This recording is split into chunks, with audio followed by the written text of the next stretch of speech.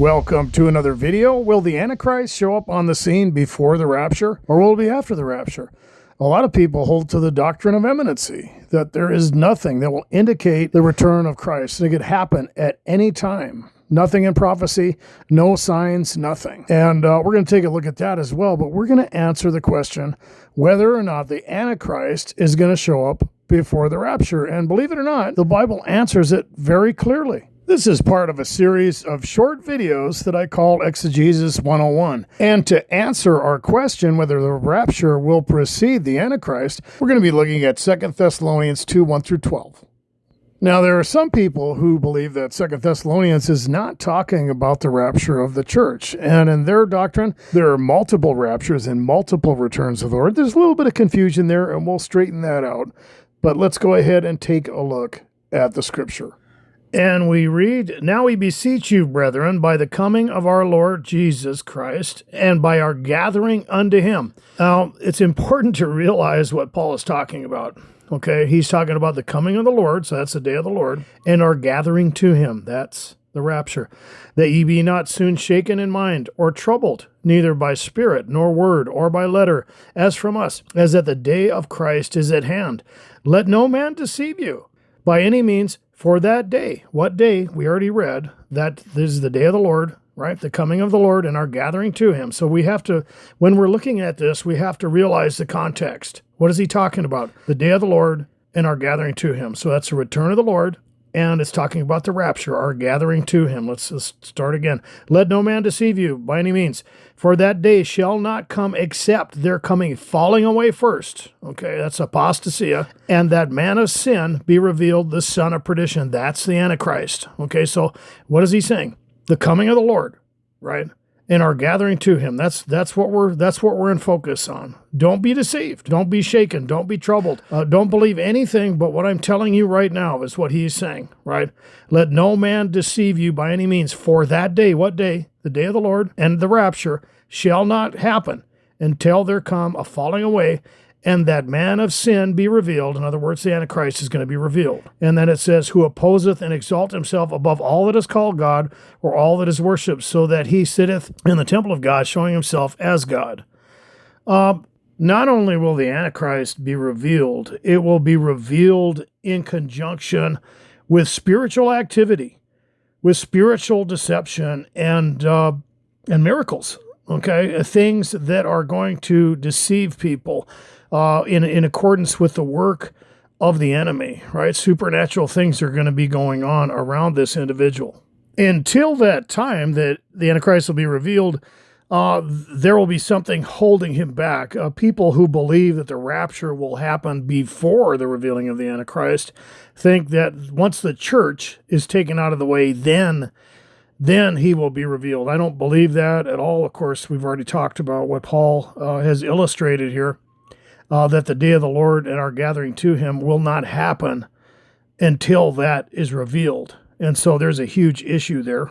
You might ask me, well, what do you think is holding back the Antichrist? Well, it could be a lot of things. It could be a military power. It could be God's hand. It could be Michael the archangel. But it is certainly not the church. And I think that it's going to be centralized and mainly focused on the Temple Mount area. It's going to be around the Middle East. That's controversial. That's fine. You can believe whatever you want. But let's take a look at what the Word of God says, beginning in verse 5. We've already read the beginning of that up to this. And remember, Paul says, starting in verse 5, "Remember that I told you these things." Right? "Remember, when I was with you, I told you these things. And now you know what withholdeth, that he might be revealed in his time. For the mystery of iniquity doth already work. Only he who now letteth it will let, until he be taken out of the way. And then the wicked will be revealed, whom the Lord shall consume with the spirit of his mouth, and shall destroy with the brightness of his coming. Even him, whose coming is after the working of Satan with all power and signs and lying wonders, and with all deceivableness and unrighteousness in them that perish, because they receive not the love of the truth, that they might be saved. And for this cause God shall send them a strong delusion, that they should believe the lie, that they all might be damned, who believed not the truth, but had pleasure in unrighteousness."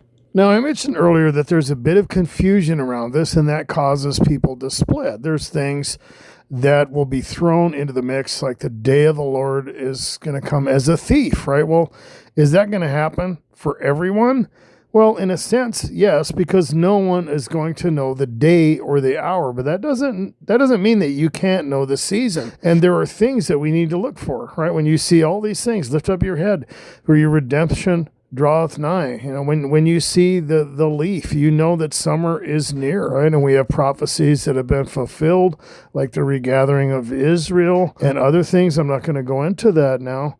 But there's also confusion concerning the tribulation period. And I made a video about the timing of the rapture and some of the confusion. And I use a type of pre-wrath rapture, which involves the tribulation of those days, talked about in Matthew 24, split from the great and terrible day of the Lord. And I think that's one of the main parts that people get confused, because they think that when they hear the word tribulation, they see all those things in Revelations, and they think all those things are going to happen. And then, you know, after all that stuff happens, then the Lord will return. And of course, everyone would know at that point that the tribulation period was going on, right? People would look at it and say, oh, look, the sea is turned to blood and all these horrible things are happening. But it also says in Matthew 24 that people will be marrying and giving in marriage. And so how would that be possible? How would you have all those horrible things happening and yet people not know that's tribulation? Because they don't understand the tribulation.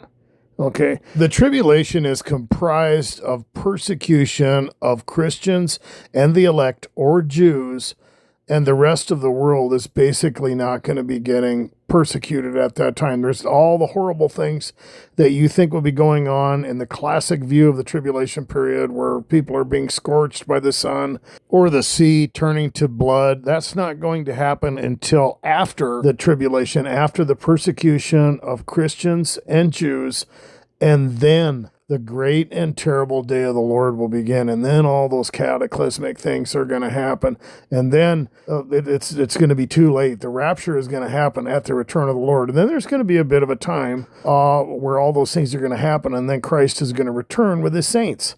And so when people are in the pre-tribulation rapture doctrine, they don't have everything wrong. They just don't understand the tribulation. They don't understand the difference between the tribulation that Jesus was talking about and the great and terrible day of the Lord. They don't have a good view on that. That's really all. That's where the confusion comes in. Also, the mark of the beast is not going to be as straightforward as a lot of people think. They're not going to really see what's going on. And we could go into that in another video, but for the world, the rest of the world, the mark of the beast is not going to be anything like, for example, the Hollywood versions. Okay, it's going to be different from that. And I think even some Christians are confused. And it's not just people not being able to buy and sell. It's literally worship of an image, and it's a religious system. It's not just economic coercion.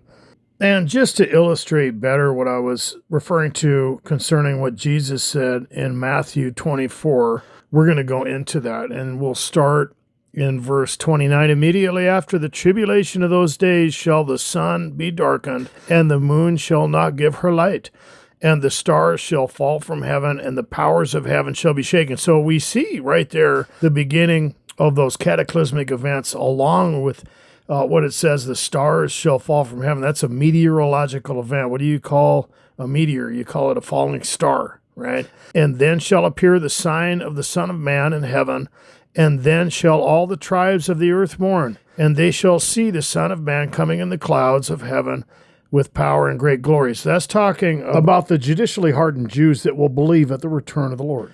And it's also talking about the appearance of the Lord. Okay, the great and terrible day of the Lord. You're going to see all these cataclysmic signs, and then the Lord will appear, and you're going to have a rapture at that time.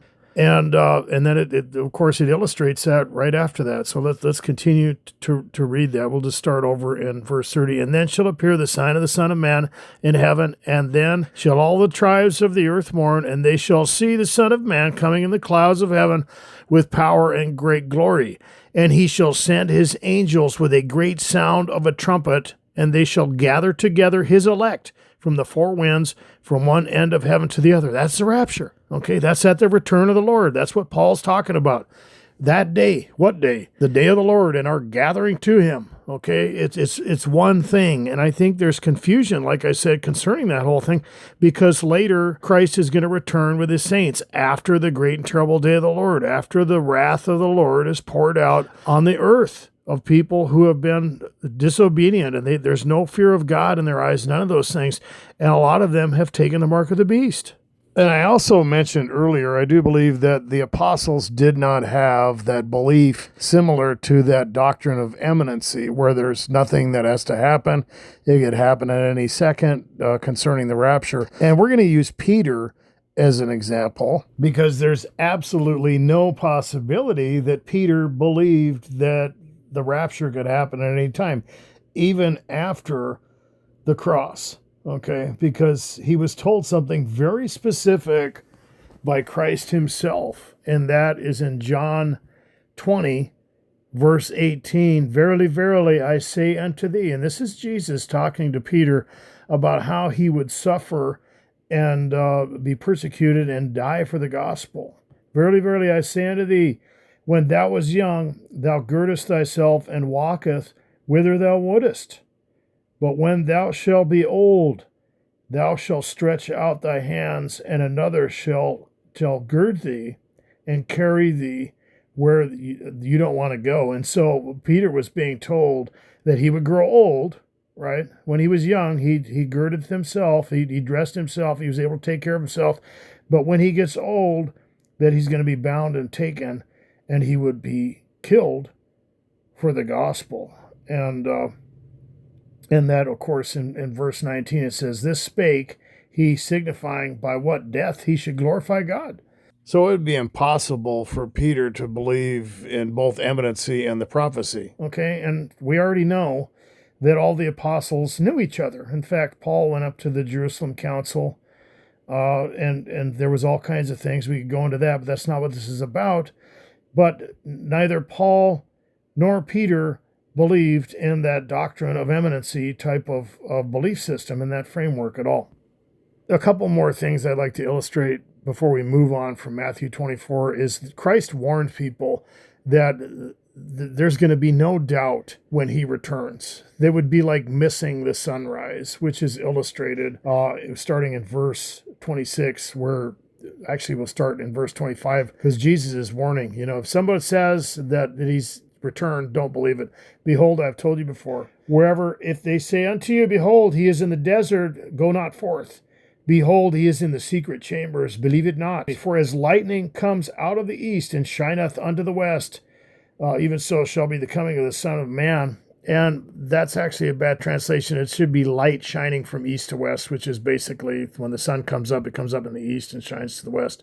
So if you could miss the sunrise, you could miss this. You're not going to be wrong about that. The other thing I'd like to mention is when I said that it is going to be like the days of Noah, right? Because, thinking about the tribulation in the classic sense, all these horrible things are going to be happening. And so how is what we're going to read possible? Because if people are marrying and giving in marriage, if it was like the days of Noah and then all of a sudden sudden destruction, that sounds more like a pre-tribulation rapture if you understand the tribulation that way, which, like I said, is not accurate, right? Those other things are going to happen after the persecution of Jews and Christians, which for the most part, the world isn't even going to see as biblical. They're not even going to really understand what's happening. It's not going to be, like I said, the Hollywood version. There's something else that's been going around out there, and we'll just read Matthew 24:37. But a lot of people say that there's going to be transhumanism and that there's that, the angelic infusion into the DNA of humans when the sons of God took the daughters of man and so on and so forth. A lot of people will debate on that, but a lot of people have gone into that area, and that's what Jesus is illustrating. And I don't think that's what he's talking about. And so we're gonna start in 24:37. But as the days of Noah were, so shall also be the coming of the Son of Man. For as in the days that were before the flood, they were eating and drinking and marrying and giving in marriage until the day Noah entered into the ark. And so they were living as business as usual. Nothing was going on that was suspicious, and it just came upon them suddenly.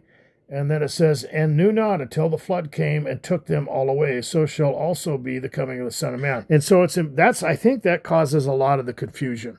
And like I said, when people understand what's going on biblically, that there's going to be a persecution of Christians and Jews, and the rest of the world's going to be kind of oblivious to that. They're not going to understand what's going on. I'm probably going to make a video about the mark of the beast and the abomination of desolation and the Antichrist later. I've done that before, but for the most part, it's going to come as a surprise, and you have to remember that there's a difference between that and the great and terrible day of the Lord, when all those very obvious, horrible things start to happen, and the persecution is going to be over at that point. So, in our exegesis of 2 Thessalonians, we have established the fact that Paul is talking about the return of the Lord and our gathering to him, as he states right away, and that's the return of the Lord, the great and terrible day of the Lord, and the rapture.